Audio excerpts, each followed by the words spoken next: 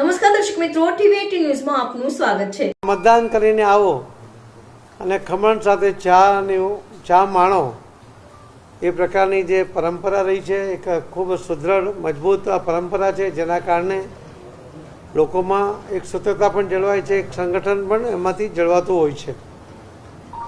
ઘણી બહેનો પણ પોતાના ઘરના લોકોને કહે છે, રાત્રે જ કહેતા હોય છે કે પહેલાં મતદાન કરીને આવજો, પછી જ ચા આપીશ।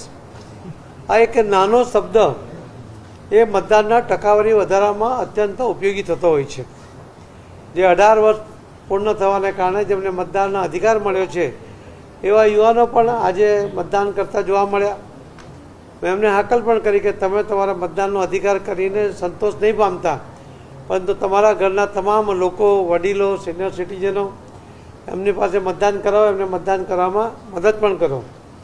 અને આ યુવાનો એ રીતે પ્રેરિત થઈને કામ પણ કરી રહ્યા છે।